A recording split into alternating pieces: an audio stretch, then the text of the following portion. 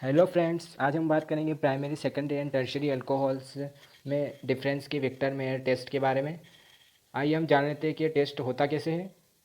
अब हमें primary alcohols और सेकेंडरी अल्कोहल्स और टर्शियरी अल्कोहल्स में डिफरेंस जानना है, तो आपको हमारे चैनल की जो पहले वाली वीडियो है उसकी लिंक मैं डिस्क्रिप्शन में दे दूँगा, उसे जाके देखना होगा।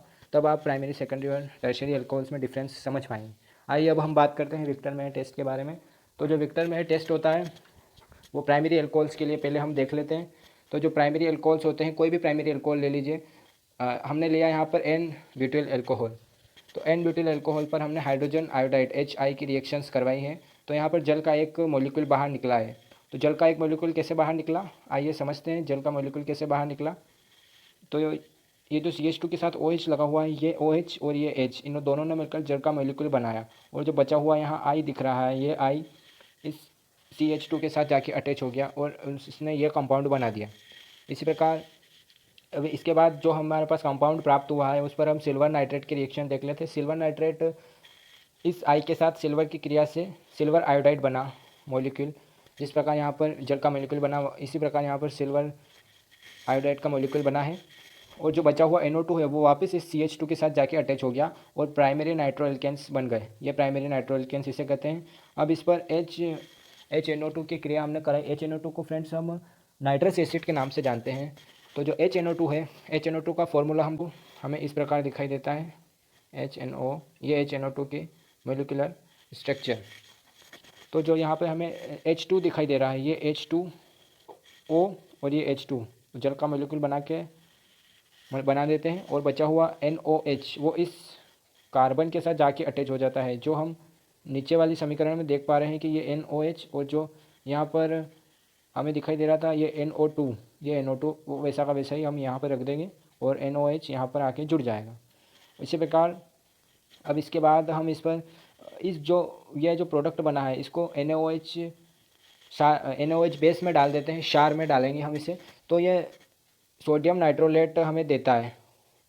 सोडियम नाइट्रोलेट हमें देता है, वो कैसे देता है आइए समझते हैं। NaOH की रिएक्शंस अगर हम इस कंपाउंड पर कराएं, एन जो NO है वो NO इस Na के साथ रिएक्शन करेगा और जो H है ये H और ये H मिलकर बनाएंगे H2। ये H2 का मॉलिक्यूल बाहर निकाल देंगे। तो NO और Na और ये NO2 ये ऐसा वैसा ही रहेगा। तो इसे मतलब NaOH के विलयन में डालेंगे तो ये हमें सोडियम नाइट्रोलेट देगा, जिसका रंग जो होता है, कलर जो होता है वो ब्लड होता है, ब्लड जैसा होता है, लाल रक्त जैसा होता है।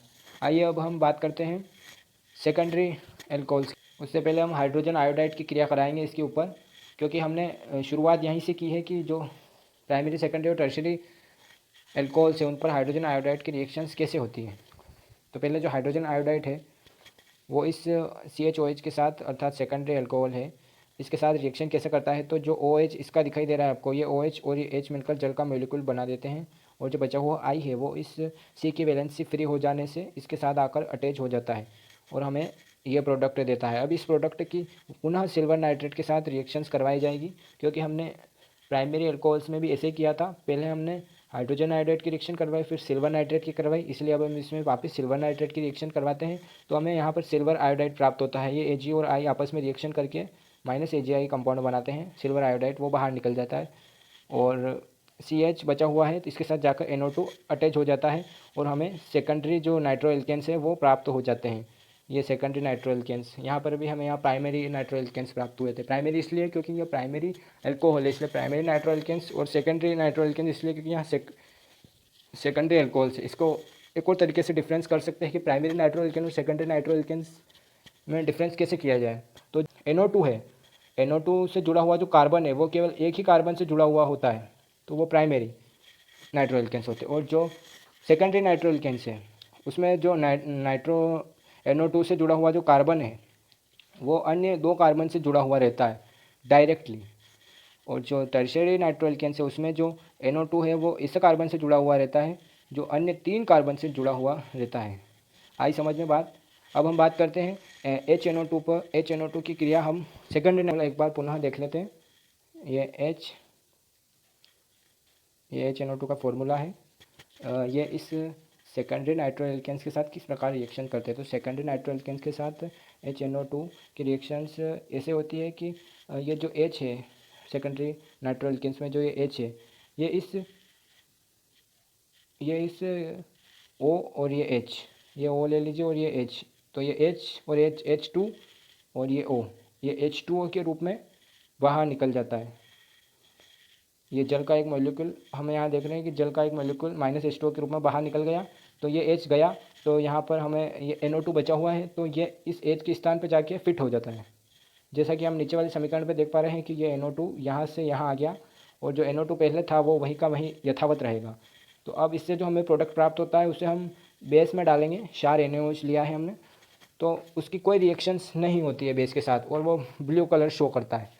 ये सेकेंडरी नाइट्रो एल्केन्स का परीक्षण है। और अब इसी प्रकार हम देखते हैं टर्शियरी नाइट्रो एल्केन्स पर हाइड्रोजन आयोडाइड की हमें हाइड्रोजन आयोडाइड की क्रिया देखनी है। तो जो टर्शियरी एल्कोहल होते हैं हमने जैसे हमने पहले प्राइमरी एल्कोहल पर हाइड्रोजन आयोडाइड, फिर सेकेंडरी पे हाइड्रोजन आयोडाइड, इसी प्रकार टर्शियरी में भी हाइड्रोजन आयोडाइड की रिएक्शन देखेंगे। तो जो वापस जल का मॉलिक्यूल बाहर निकलता है और एक आयोडीन बचता है जो कार्बन के साथ अटैच हो जाता है। इसी प्रकार फिर हमने सिल्वर नाइट्रेट की क्रिया देखी। सिल्वर नाइट्रेट की क्रिया से सिल्वर आयोडाइड बनता है जो कि बाहर निकलता है। और पुनः हमें यहाँ पर प्राइमरी नाइट्रो एल्केन प्राप्त हुआ था प्राइमरी एल्कोहल से, और secondary nitro alkene secondary alcohol से, और ये टर्शियरी नाइट्रो एल्केन हमें प्राप्त होता है जो HNO2 की क्रिया पर हमें कोई रिएक्शन नहीं देता है और ये कलरलेस प्रोडक्ट बनाता है। स्टार्ट। इस प्रकार हम कह सकते हैं कि जो प्राइमरी एल्कोहल्स होते हैं वो विक्टर मेयर रिएक्शन से रेड ब्लड कलर शो करते हैं, और जो सेकेंडरी एल्कोहल्स होते हैं वो blue colour after Victor Meyer test, और जो टर्शियरी अल्कोहल्स होते हैं वो विक्टर मेयर टेस्ट में कलरलेस रहते हैं, कलरलेस प्रोडक्ट बनाते हैं। आई होप कि आपको विक्टर मेयर टेस्ट के बारे में कुछ समझ में आया होगा। मैं आशा करता हूँ कि आपको मेरा ये वीडियो पसंद आया होगा। अगर आपको पसंद आया हो तो अपने दोस्तों को शेयर करें, लाइक करें और सब्सक्राइब करें। जय हिंद, धन्यवाद।